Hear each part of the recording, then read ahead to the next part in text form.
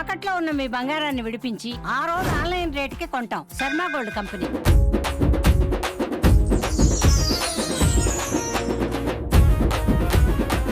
ఒక టాపిక్ అడుగుతాను. అడుగు పద్మిని. అలా నవ్వుతూనే సమాధానం చెప్పండి. ఒక్క కొడుకు గాజుల పరిహారం. యూట్యూబ్ ఓపెన్ చేస్తే ఇదే ఒక్క కొడుకు గాజుల పరిహారం. నీ డౌట్ కూడా క్లియర్ అయిపోతుందని నన్ను అడుగుతున్నాను. నేను అసలు చేయనమ్మోయ్, నాకెందుకు వచ్చింది అమ్మ, నాకు అంత ఓపిక లేదమ్మా. ఏం చేయాలో చెప్పు. ఇవాళ నేను క్వశ్చన్ అడుగుతాను, రెమెడీ నువ్వు చెప్పు. అబ్బో, మంచి ప్రశ్న అడిగారు. టుంబ్రివన్నీ నాకు. టుంబ్రి అయితే యూట్యూబ్ అంతా ఎందుకు మోగుతుంది? అందుకని అడుగుతున్నా టుంబ్రి అని. టుంబ్రి ప్రశ్న. సరే నేను అడుగుతాను. చూసారా, నేను అడుగుతాను క్వశ్చన్. చెప్పండి శ్రవంతి గారు. నాకు వద్దమ్మా, నాకు వద్దు ఇది, నాకు చెప్పండి. నువ్వేమనుకుంటున్నావు నువ్వు చెప్పు. పద్మిని, నీకు ఒక్క కొడుకు ఉన్నాడు కదా, ఒక్క కొడుకు గాజుల పరిహారం అని వస్తుంది, చేస్తున్నావా? కొడుకు పుట్టి సంవత్సరం అయింది కదా, కానీ నిజంగా మనం ఏదో హాస్యాస్పదంగా ఏదో మాట్లాడుకున్నాం. నేను అడుగుతున్నప్పుడే నీ మనసులో ఇప్పుడు ఒక్క అమ్మో చెయ్యాలా అన్న లేదా ఏమన్నా వచ్చిందా? అస్సలు లేదు. మనస్ఫూర్తిగా అంత స్ట్రాంగ్ ఉండాలి పద్మిని అంతలాగా. ఎందుకు తెలుసా, 5 ఏళ్ల నుంచి 6 ఏళ్ల నుంచి ఈ ఆధ్యాత్మిక ప్రయాణం ఎంతో కొంత ఇలాంటి వాళ్ళతో కానీ, చాగంటి వారి ప్రవచనాలు కానీ, గురువు గారి ఇంటరాక్షన్స్ కానీ అన్ని జరుగుతూ ఉన్నాయి. ఎప్పుడు విననటువంటి ఒక అంశం, కొడుకులు ఉన్న వాళ్ళు చేసుకునేటటువంటి ఒక పూజ నేను విన్నాను. అది శాస్త్ర ప్రమాణం ఉంటుంది, మనం అప్పుడప్పుడు పంచాంగం చదివినప్పుడు అప్పుడు అది వస్తుంది. కానీ గాజుల పరిహారం అనేది ఇప్పటిదాకా ఎప్పుడు వినలేదు కదా. మన హాస్యంగా మాట్లాడుకున్నప్పటికీ ఇది ప్రభావం చూపిస్తోంది. ఎంతో హాస్యం కాదు, ఇది ఎమోషనల్ ట్రామా. డెఫినెట్లీ. ఇంకోటి ఏంటో చెప్తారు తెలుసా, ఆ ఒక్క కొడుకు ఉన్నప్పుడు ఆడపడుచు తెచ్చి ఇవ్వాలి గాజులు అని చెప్తారు. ఈ ఆడపడుచుకి వదిన గారికి పడదు. నేను చూసాను, అవి పడదు. గాజులు ఎవరి ద్వారానో ఇన్ఫర్మేషన్ వెళ్తుంది. మేము పనికిరాము, మేము ఇళ్ళకి రాకూడదు, మేము చేయకూడదు. ఎప్పుడో గొడవలు అవుతాయి కదా, గాజులు కావాలా ఇప్పుడు మేము ఇవ్వం. వాళ్ళు ఎవరికి ఇంపార్టెన్స్ ఇస్తున్నారో రాఖీకే దిక్కులేదు, వాళ్ళకి ఎవరికి ఇంపార్టెన్స్ ఇస్తున్నారో వాళ్ళ దగ్గర తీసుకోమను. ఎవరి మాట విన్నారో. ఒక్కొక్కసారి సొంత చెల్లెలు ఉంటుంది, ఇంకోళ్ళు ఎవరో పరిచేస్తులు ఉంటారు, ధర్మం వైపు నడిచే అన్నగారు ఉంటాడు. చెల్లెలకి సపోర్ట్ చేయకుండా వాళ్ళకి సపోర్ట్ చేశాడు అనుకో, అదే చెల్లెలు అనుకున్నాడుగా, దాని దగ్గరే తీసుకోమని. ఇలాంటివి నేను విన్నాను. నా దగ్గరికి మీరు కొనిస్తారా శ్రవంతి గారు అని అడిగొచ్చిన వాళ్ళు కూడా ఉన్నారు. అవును, మీరే చెల్లెలు అని అనుకుంటున్నారు మా వారు. ఇక చెల్లెలు మాట్లాడడం లేదంటే పదమ్మ అని చెప్పి నేను తీసుకెళ్లి కొనిచ్చి కొనిచ్చి ఇట్లాంటివి ఏమి ఉండవు. గబుక్కున్న నేను ఏమన్నా కాదు కూడదు అని అంటే ఈవిడేదో భయపడిందని నువ్వు అనుకుంటావు. గాజులు కొనిస్తావా అని అడిగినప్పుడు తప్పకుండా అమ్మవారే అడిగిందని చెప్పి నేను వచ్చానమ్మా, ఇలాంటివి పట్టించుకోకు తల్లి, నా మాట విను అని చెప్పిన సందర్భాలు ఉన్నాయి. ఎప్పుడు కూడా ఒకటి గుర్తుపెట్టుకోండి, సనాతన సాంప్రదాయం ఎప్పుడు రక్షణ ఇస్తుంది, భయపెట్టదు. Beautifully set. అయితే ఈ గాజుల పరిహారం అంటే అక్కడ తమ్నైల్ గేమ్ కూడా అని అనిపిస్తుంది. లోపల పాపం గెస్ట్లు ఏం చెప్పట్లేదు, చూసాను కూడా నేను, వాళ్ళు ఏమీ చెప్పట్లేదు. చెప్పిన దానికి వీళ్ళ దానికి తమ్నైల్కి ఏం సంబంధం ఉండదు.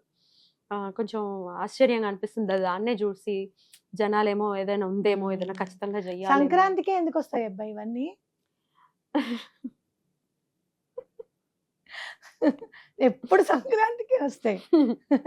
ఎందుకు అనంటే చాలా మంది సంక్రాంతిని కీడు పండగ అని అనుకుంటారు. కీడు పండగ కాదు, కీడుని తీసేసే పండగ, కీడు పండగ కాదు.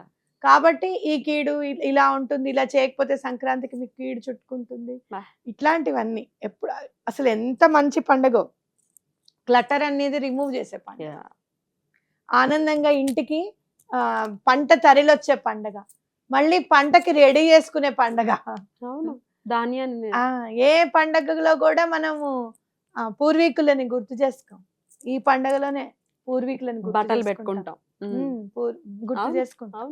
చాలా మంచి పండగ నిజంగా చెప్పాలి అని అంటే. పొరపాటును కూడా కీడు అని అనుకోకండి. ఇంకొకటి ఎప్పుడు కూడా భయపడద్దు.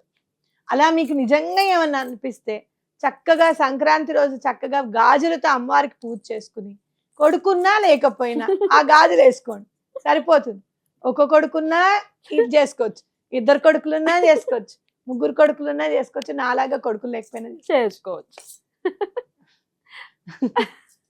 ఇక కొడుకులు లేకపోతే నేను ఒకటే అనుకుంటా, ఏం లేదు, నడిచొచ్చే కాలానికి కలిసి వచ్చే కొడుకులు అల్లుళ్ళే అల్లుళ్ళే మరి. ఎంత టెన్షన్ లేని బతుకు చెప్పు. అవును. వాడు రాస్తున్నాడో లేదో, వాడు చదువుకుంటున్నాడో లేదో, వాడు 10th క్లాస్, వాడు ఎక్కడ తిరుగుతున్నాడో, ఫ్రెండ్స్ తో ఉంటున్నాడో, ఈ బాధ అంతా లేదు మాకు. హ్యాపీగా వస్తారు. అమ్మకి రాలా అంతే అట్లానే. కాబట్టి ఎప్పుడు కూడా అయ్యో ఇంకొకటి కూడా చెప్తున్నా, లాస్ట్ టైం అట్లా చెప్పారండి, చేయలేదు, మా బాబుకి చిన్న యాక్సిడెంట్ అయింది. అలాంటి కూడా ఆలోచించుకోకండి పొరపాటును కూడా. ఏదైనా జరిగింది అని అంటే మనం చెయ్యలేదు అని కక్ష ఉండదు. నువ్వు మొక్కులు తీర్చలేదు, అది తప్పకుండా యూనివర్స్ గుర్తుపెట్టుకుంటుంది, ప్రకృతి. ఎందుకంటే నువ్వు ఫర్ సపోజ్ 100 కొబ్బరికాయలు కొడతావు అన్నావు అనుకో, ఆ 100 కొబ్బరికాయలు ఎక్కడో పుట్టి ఉంటాయి, అవి వెయిట్ చేస్తూ ఉంటాయి స్వామికి సమర్పించుకోవడానికి. ఈ నెలలో నేను మొక్కు తీర్చేస్తాను అనుకుంటే వెయిట్ చేస్తుంటుంది ప్రకృతి. ఎప్పుడెప్పుడు తనని సమర్పించుకుందామా, భగవంతుడి పాదాల చెంతకు వెళ్దామా అని వెయిట్ చేస్తూ ఉంటుంది పద్మిని. కాబట్టి అది ప్రకృతి మనని వెంటాడుతుంది, తప్పకుండా మనం మొక్కు తీర్చకపోతే ప్రకృతి వెంటాడుతుందని నాకు గట్టి నమ్మకం. ఇటువంటివి అంతేగాని భగవంతుడికి అదేదో సినిమా భగవంతుడు ఏమైనా సాడిస్ట్ అనుకున్నావా అమ్మా, అలా చేయడు భగవంతుడు అని అంటాడు. ఎగ్జాక్ట్లీ. అలానే పొరపాటును కూడా అట్లాంటివి ఆలోచించకండి. మంచే జరిగింది అనుకోండి, ఏదైనా కూడాను పిల్లల్ని జాగ్రత్తగా వెళ్ళమనండి, జాగ్రత్తగా పతంగులు ఎగరేసుకోమని చెప్పండి. ఎంతసేపు మన జీవితం అంతా జాగ్రత్తతో కూడుకుని ఉంటే గనక ఆనందం అనేది తప్పకుండా వస్తుందని చెప్పుకోవచ్చు. రైట్. అమ్మవారికి అయితే గాజులతో పూజ చేయమన్నారు కదా, ఎలా చేయాలో అది కూడా చెప్పండి. చెప్తాను. చక్కగా 108 గాజులు తీసుకోండి, ఒక్కొక్క నామానికి అమ్మవారి దగ్గర పెట్టండి. లేదు 108x2 తీసుకోండి, 2 చేతులకి సమర్పిస్తున్నట్టు పెట్టుకోండి. ఇది రెడ్, గ్రీన్, ఎల్లో కూడా వేసుకోవచ్చు, తప్పకుండా అన్ని కలర్స్ కూడా తీసుకోవచ్చు. లక్ష్మీదేవికి అష్టోత్తరం చదువుతూ సమర్పించండి, చాలా బాగా కలిసి వస్తుంది. ఇప్పుడు లక్ష్మీదేవి విగ్రహం బుజ్జిగా ఉంటాయి కదా, అంగుష్టి మాత్రమే ఉంటాయి కదా, అక్కడ పెట్టుకుని అమ్మవారికి అలా చూపించో ప్లేట్ లో పెట్టచ్చా? నేనేం చేస్తానంటే ఒక హైట్ మీద ఇంత డబ్బా మీద అమ్మవారిని కూర్చోబెడతాను. ఓకే. కూర్చోబెట్టి గాజులన్నీ ఒక ప్లేట్ పెట్టి అట్లా ఆ ప్లేట్ మధ్యలో అమ్మవారిని కూర్చోబెట్టి ఇట్లా పెడుతూ ఉంటాం, చక్కగా ఇలా గోపురం లాగా వస్తుంది.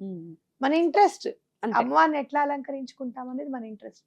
చాలా మంది ఏం చేస్తారంటే గాజులని దండలాగా పెట్టి ఆ దండను కూడా చక్కగా పెడుతున్నారు, అలా కూడా పెట్టండి, చాలా బాగా కలిసి వస్తుంది. చిట్టి గాజులతో చేస్తున్నారు, చిట్టి గాజులు, పెద్ద గాజులు కూడా చేస్తున్నారు, పెద్ద గాజులతో కూడా చేస్తున్నారు. లక్ష్మీదేవికి చిట్టి గాజులు సమర్పించడం అనేది ఎంత ఇష్టం అక్క అమ్మవారికి? చిన్న గాజులు సమర్పిస్తే ఇష్టం అమ్మవారికి. చిట్టి చిన్నవి ఏమైనా చూస్తే మనకి ముద్ద అనిపించదు. అవును. ఇంత పెద్ద కలసం కొనుక్కుంటాం, ఇంత చిన్న చెంబు కూడా ఉంది నా దగ్గర, నాకు ఇష్టం బుజ్జి అంటే. అట్లా అబ్బాయి ఎంత ముద్దుగా ఉన్నాయో అని అనుకుంటాం. కాబట్టి అవి దేనికండి, అవి దేనికి ఉపయోగపడతాయంటే అమ్మవారి దగ్గర పాదాల దగ్గర పెట్టడానికి ఉపయోగపడతాయి. చిట్టి గాజులతో కూడా మీరు చక్కగా పూజ చేస్తారు. అది ఎలా చేయాలి అనేది వివరంగా ఒక వీడియో నేను చేస్తాను, తప్పకుండా. అది చక్కగా ఉపయోగపడుతుంది. రైట్ అక్క, చాలా బ్యూటిఫుల్ గా ఎక్స్ప్లెయిన్ చేస్తారు, బోల్డ్ అంతా క్లారిటీ ఇచ్చారు. బాబు ఇవన్నీ ఏమి ఇప్పటిదాకా అయితే బోల్డ్ పుస్తకాలు చదివి ఉండాలి మీరు, ఖచ్చితంగా చదివారు. ఎప్పుడు తారసపడలేదు కదా ఒక కొడుకు గజ? ఏం లేదు, ఇంకా నాకు ఇది ఒక్కటి ఇష్టం, మీ ఆడపడిచి గాలి వేయించండి అన్న, మీ వదిన గారికి గాలి వేయించండి అంటే అది ఓకే, అంతవరకు ఓకే, సత్సంబంధాలు నేర్పబడతాయి. ఇలా ఒక కొడుకు ఉన్నప్పుడు భయపెట్టడం అంటే నాకు అసలు నచ్చదు పద్మిని. ఎప్పుడు భగవంతుడు భయపెట్టాడు పద్మిని, అంతే, అన్లెస్ అండ్ అంటిల్ మనం హిరణ్యకశిపులు అయితే తప్పించి.